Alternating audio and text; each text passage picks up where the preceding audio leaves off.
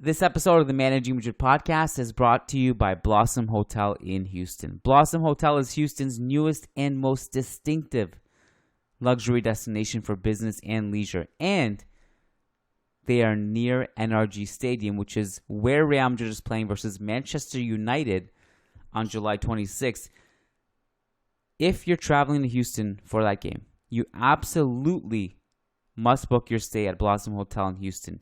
In addition to the variety of reasons which are very clear, like the fact that it's in a great location in Houston, there's two main reasons that you need to book your stay there. One, it's close to NRG Stadium, which is where the game is.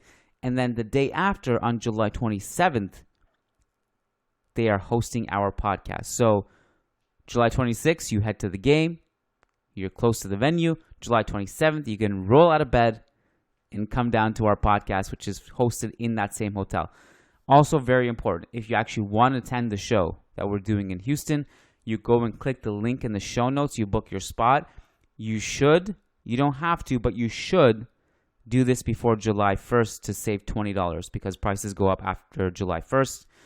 And Dallas as well. Dallas, we are coming on July 30th. And if you want to come see us in Dallas, you can also book your spot by clicking the link in the show notes. We are finalizing LA very soon.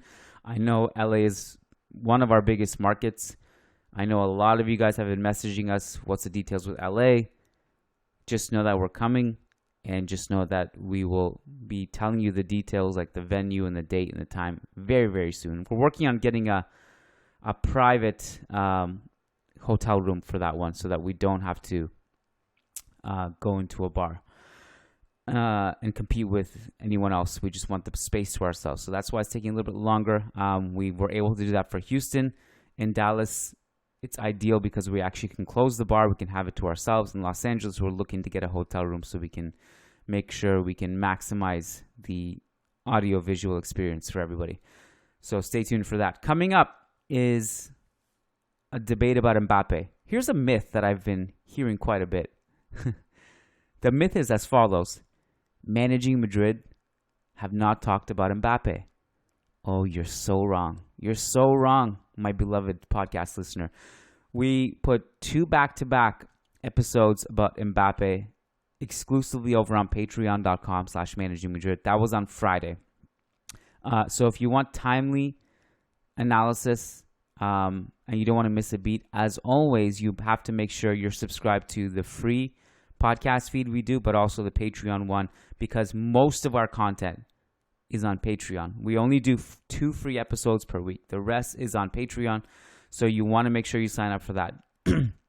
So this is a clip taken from the Friday mailbag where Lucas Navarrete and I answered questions, and this specific question was about Mbappe, and so we answered it, but really what happened was it kind of took us into this debate about should Real Madrid even sign Mbappe or not.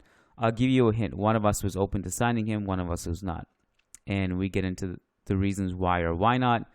And I don't know, I guess it's not necessarily meant to sway you one way or the other. It's just offering different perspectives.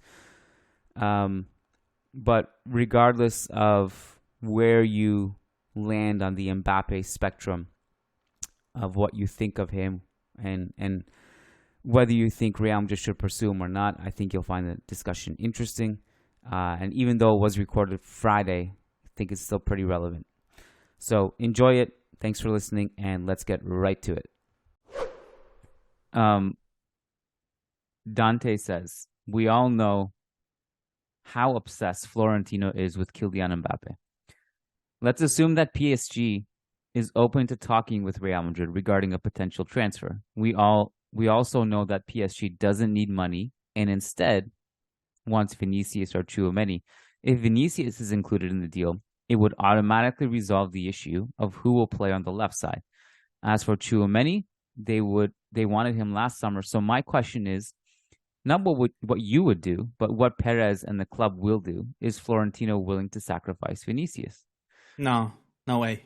That would be way too unpopular. among Real Madrid's fans right now, considering what Mbappe did last year and all that. I don't see this happening at all. And we can talk about the whole Mbappe situation, but if the question is Real Madrid willing to sacrifice Vinicius to sign Mbappe? My answer is definitely not. I think these are separate things. Real Madrid are probably targeting Mbappe still, even though I've been vocal about my position here and what I would do if I were Real Madrid. I don't think you want to be involved in that, no matter how good of a player he is. It's too much trouble for me, in my opinion. Too much controversy, too much trouble every single summer. I'm not liking what I'm seeing from him.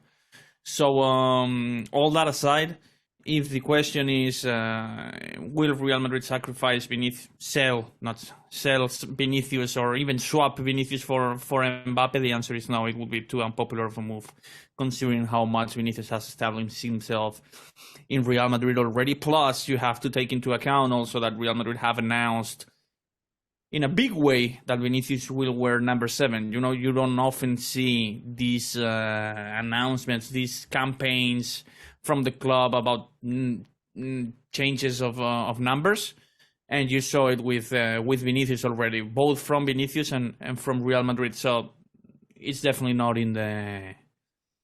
it's definitely not being considered. There's no chance, absolutely no chance that Vinicius would be sold to PSG. As far as a PR move, that would have to be one of the most disastrous moves I've ever seen, possibly since letting Redondo go. And Redondo was an old guy. This is totally different, especially for Mbappe. Yeah, I myself would probably take a plane and protest. I'd be part of the protest. I have a question for you though. That's what Florentino Perez won't do. Would you do it? Would you trade Vinicius for Mbappe? You wouldn't. No. I wouldn't sign Mbappe as a free agent even. Well, that's crazy to me. But we'll talk about it. Okay. But remember, you and I said last summer, because some questions, it was a mailbag. I think someone asked us, who would we drive to the airport? We both said we would do Vinicius for Mbappe at that time. Right. So we have to, I'm willing to admit I was wrong on that. Yeah, because, the whole fiasco of him officially and publicly saying no to Real Madrid 1 day ahead of the Champions League final didn't actually happen before we said that, I don't think so. Yeah, it was actually a few months before. It wasn't the summer, I don't think. I think it may have been even much before. I can't. It was probably during the winter, when Mbappe was already set to become a free agent and all that, and he was ready to make that decision, and it all appeared that he was going to sign for Real Madrid and all that. To me, the whole Mbappe saga, the whole Mbappe argument, the whole Real Madrid desire of signing Mbappe ended as soon as he publicly said, again, 2-3 days ahead of the crucial and historic Champions League final, that he was rejecting Real Madrid. To me, it all ended there for me. My interest and my love for Mbappe as a player ended there, man. It's just something I just don't tolerate. It's just something I would never come back from if I had any part of Real Madrid's decision making. No matter how good he is of a player, and he's obviously brilliant, I just don't want to be involved in that kind of thing when he could have chosen Real Madrid for free a year ago, and instead he publicly rejected Real Madrid, creating a huge drama, a huge turmoil 2-3 days ahead of a historic Champions League final. Man, it's just, no, I don't want it. Okay. I agree that it wasn't handled great on his part. His smiles, his laughs when the fans were chanting "Puta Real Madrid" also in Paris. I don't want to be involved with that. I actually forgot that even happened, and I just got a little bit upset. But his first hat trick against Barca, scores a hat trick against Barca in October. Are you going to forget? Or are you I actually believe you, because I feel like you're very strong in your takes, and you won't change your opinion, because you're talking about not the football, you're talking about absolutely the character, right? I guess I just I know that there will be many fans who will forget, and Most of them, yeah. Most of them will forget. Most of them have already forgotten, actually, yeah. I will be very honest with you. I don't feel strongly enough against him as a person to say no to signing the best player in the world. Because I'm just thinking about trophies and success. And I don't think, and I want to bring a different perspective because I know a lot of people hate him and call him, whatever the PayPal thing is. I forget what the term they use. And I get all that in a lot of ways. So I'm not saying those fans are wrong. And I'm not even saying Mbappe is going to be a Real Madrid player because he may not be. He may be. I don't know. But ignoring that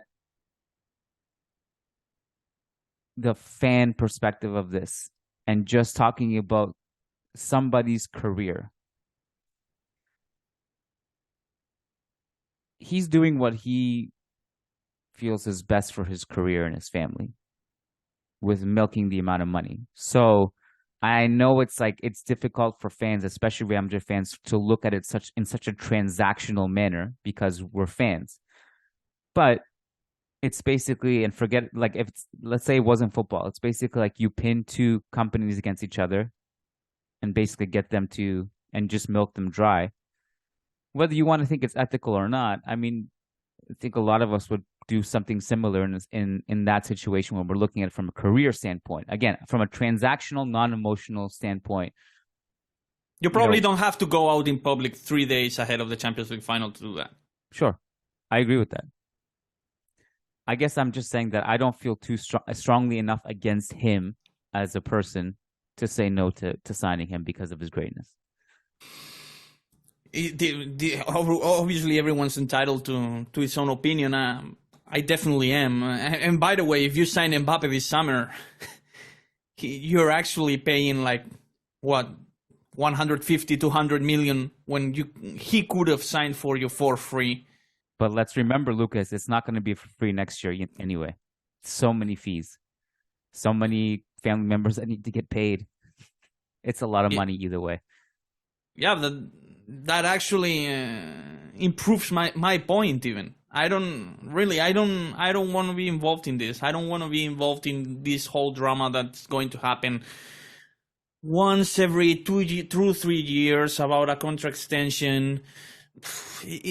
I see it happening, man, and Cristiano Ronaldo became this way when he was actually publicly asking for contract extensions, but he wasn't like this when he first signed. He showed much more love and much more respect towards Real Madrid than what Mbappe has done in years past. This is a man who has rejected Real Madrid like 3-4 times already, man. The Monaco days, the first real rumors with PSG, and now last summer. Like, let's move on, man. This is Real Madrid we're talking about. We should not be this obsessed with any player, no matter how good he is. You can always find great players in the market. You can find creative ways to invest the money you're actually willing to spend on Mbappe, his entourage, his agent, PSG, his own salary. You can find creative ways into improving the team and still build a contender, Obviously, players of Mbappe's calibers are very hard to find, if not impossible.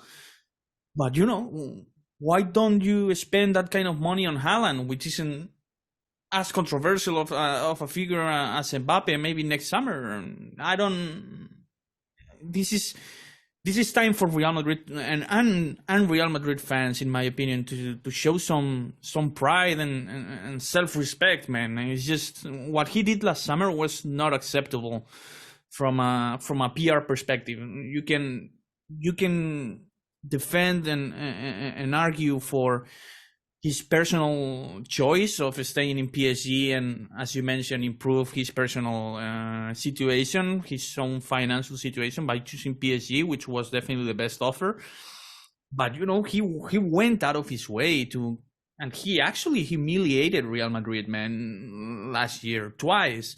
Once by going out in public and saying that, revealing his decision again hours ahead of a crucial Champions League final, destabilizing the whole team and all that. And the other when during this whole event in Paris, when the PSG fans were bragging and flexing about keeping Mbappe, rightfully so, and he was laughing and having a laugh with Al-Khelaifi in the press conferences and all that about the whole situation. Man, this is time for Real Madrid to move on and show some pride. But it seems that we're still pursuing this thing very hard, and I don't know if it's going to happen or not. But the fact that Real Madrid are once again involved in this, it makes me sick to my stomach, man, because it actually, I can see it happening. It actually gives him another chance to embarrass and humiliate you.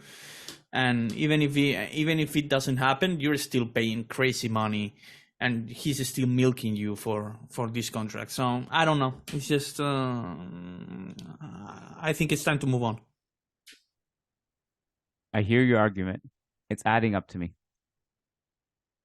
I think he's too good. If you can get him, you get him. That's it. We have a similar comparison to this in Luis Figo. No way, man. No, let's hear me out. Luis Figo hated us publicly, insulted us publicly. Ultimately, Florentino, through all the wizardry and we've all seen the documentary. We all know how it happened, but Luis Figo was a Real Madrid player and was a huge contributor to our league title in that first year. I think news moves really quickly. I think people will forget really quickly. And they already have, and he's not even here, so you're definitely right.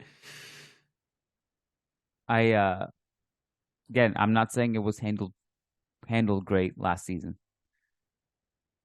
I'm just saying that I knew right then that day when that happened that this was not over.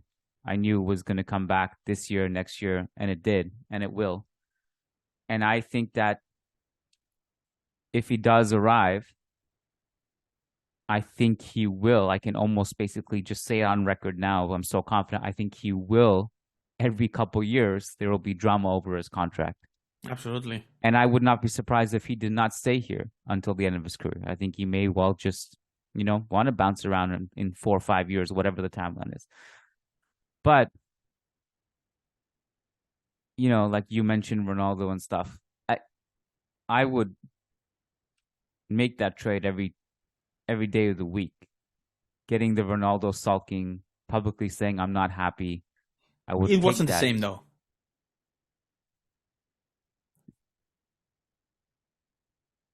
I don't know what that means. Like what?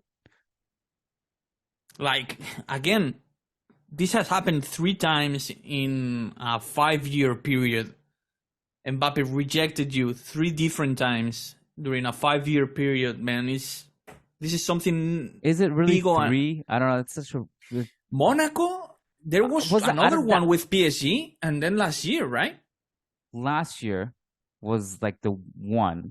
I mean, Monaco, the Monaco one's like Monaco. You have to count that I don't know if you can blame the Monaco one. Like Monaco, he wanted to the stepping stone as PSG. We had Cristiano Ronaldo there on the left wing. I don't blame him for going to PSG on that one. Okay, that's reasonable. Fine. Anyways, I hear you. I'm not saying you're wrong, Lucas. I think all of those points you said are valid. I'm just looking at it from from a success standpoint. He totally if you get Mbappe this summer, this transfer window goes from 5, 6, 7 out of 10, whatever you want to give it, to like a 15 out of 10. This team with him on paper is unbelievable. Like, you want to put Bellingham and Vinicius and Mbappe, these guys, Camavinga, in the starting lineup together. That is insane.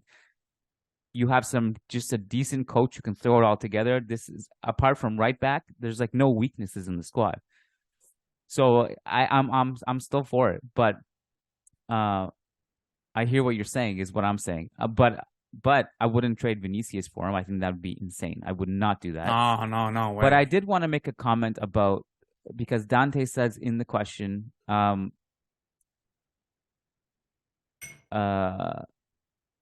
if Vinicius is included in the deal, it would automatically resolve the issue of who will play on the left side. I wanted to bring this up because I don't think this is as big of an issue as some fans make it out to be. Mbappe has played down the middle plenty of times and scores a bunch of goals, and he can interchange, and he can, like, I'm not worried about the tactical fit aspect of this at all with Vinicius. No. I also just want to bring up another point. From all like the part that like us fans are annoyed with him, it doesn't seem like the Real Madrid players have an issue with him. Like Vinicius and Mbappe are friends. Camavinga and Mbappe are friends. I'm going to assume Tchouaméni and Mbappe are friends. It doesn't seem like there's a disunified, like from that perspective, it seems like everything's okay. Although that's just a hunch, I guess. I don't know if you have any insights on that. No, I have no idea about that. About the tactical fit, it was an issue when Benzema was here. Somewhat of an issue when Benzema was here. Not anymore, definitely. Mbappe will definitely come in as the center forward, and that's it. I mean, it's a simplest fit. His favorite spot might actually be on the left, but it's a pretty seamless fit to put him as the center forward. But again, I don't like the message it sends to world football in terms of your values, your culture as a club here. You know, you're supposed to be Real Madrid, and you're supposed to avoid and stop begging for players to come here. You know, you're supposed to be this destination where players actually want to be. You know, the Tchouaménis, the Bellinghams. Mbappe actually said no to that kind of culture and that kind of statement in years past, and you're still begging him to sign for you when you're actually offering him crazy amount of money, less than PSG, sure, but he's still clearly choosing money over his whole career as a football player. So, and again, by the way, if you sign him this summer, you're still pretty much throwing out of the window 150, 200 million, because he would have signed for you, quote unquote, for free. I get it. Not for free, really, but for a much cheaper cost that what the price would be this summer. So, well, again, not a fan. Everyone's entitled to his own opinion. By taking a quick look on Twitter on the whole rumors and the whole situation, 90% of the fans have already forgotten about what happened last year. I don't know why, if I'm being honest. We see so much hatred towards other players who don't get a chance to play for Real, who never rejected Real Madrid in their whole careers, and you see all this whole animosity against them. And you know, when you actually have a reason to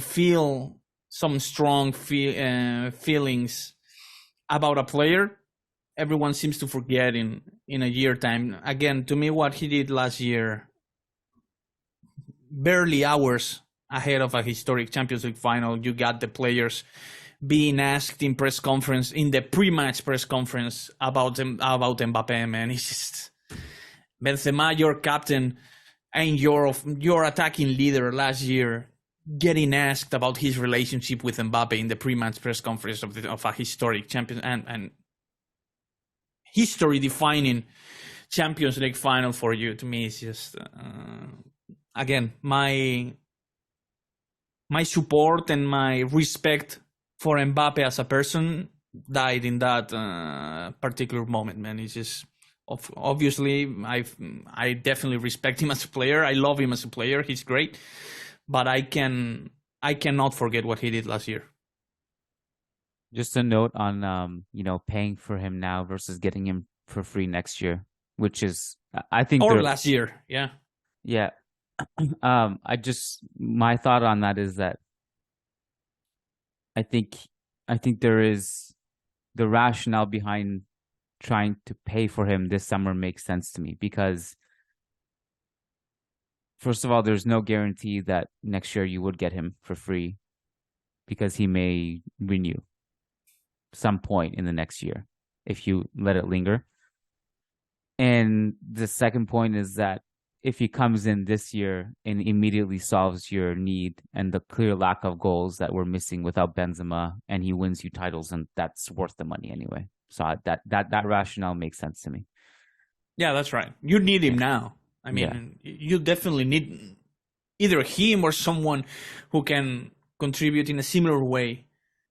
Not in the same way, because he's obviously, again, a top tier caliber player, a top percentile. So, but again, you need someone. So in that regard, yeah, it makes sense. Feelings aside, if you had to put a percentage on it, what are the percentage of him being a Real Madrid player by the time, let's just say, August, September? I don't know, man. I'm done predicting this. No, I have It no is idea. exhausting. I know, man. No. I'm not. It's not about exhaustion. Even it's just this saga has been and it still is so unpredictable, man. It's just pointless to trying to predict. Like, you saw the odds last year ahead of that Champions League final statement, and it was like, I mean, you had to spend millions to get $100 if you were to gamble on him playing for Real Madrid. So nobody has a clue here. Nobody knows what he's going to go with. So, just for sample size purposes, my odds of him being a Real Madrid player in September would not be very high. But just because I saw what happened and what transpired last year, so I'm not sure if he's actually willing to sign for Real Madrid now instead of him using you once again because he's jealous of Cristiano Ronaldo and Benzema making more money in Arabia. Yes, for that reason, I'm done predicting it as well. I think there's a very real scenario that he just stays in PSG and possibly not just this season, possibly beyond. Eventually just gets the more money he wants. I honestly would not be entirely shocked if he's a Real Madrid player, but I also am so skeptical of that happening at the same time that I'm not shocked if he just stays in PSG. But what if he signs another contract extension? Would you go after him 2 years from now, or would that be enough already for you to forget about him? You definitely would lean towards more like, okay, I mean, even now I'm kind of leaning towards I'm done with this guy, but I mean, in that situation, I'd probably be leaning even more towards that. But I can't tell you how I'm going to feel two years from now if he's he's scored 50 goals a year. But I also want to point out another barrier to getting him this summer. PSG have reportedly made this threat, like, if you don't renew, we're not losing you for free. I don't know but they have no power in that situation to sell him against his will. No. So that's one thing that should be pointed out, is that he can just say, yeah, well, I don't want to be sold, so you have no choice. Like, that's pretty Those simple. reports are somewhat shaky, PSG don't have any kind of need to sell him for 200 million now. I think for them it's more pride than also money. Yeah. Also, I think it's like, you know what, you're not going to tell us like how this is going to go down. I think it's more like pride than money for them. Like them needing 250 million, for example, it's not like, no. The other thing I want to point out is that then there's another report on this, is that Mbappe saying, well, if you want to sell me, then you have to pay me my 150 million that I'm due. And that's another barrier that I think PSG will be like, F you. Yeah, those last two reports we're talking about, I don't know how much traction they got, to be honest. Yeah. So, but just pointing out that there are literally barriers for this summer. Unless he himself really pushes for it. Doesn't seem likely, considering his last press conference. It seems like he's just kind of like indifferent to the situation at this point. Like, you guys work it out, guys. It's kind of what it feels like. It's like, you guys work it out. Not really. Like he publicly said 10 days ago that he's going to play for PSG this season. Yeah. So again, it seems to me that we're all in denial here. Everyone saw the reports from Le Parisien, from L'Equipe, publishing that this letter of him telling PSG that he's not going to sign this extension, and everyone seems to be licking their chops about, hey, here comes Real Madrid once again. One day later, here he comes in press conference. No, I'm going to play for PSG this season. That's definitely not pushing towards anything, and sounds to me pretty similar to another rejection in the public sphere. Sounds to me pretty similar to that, but again,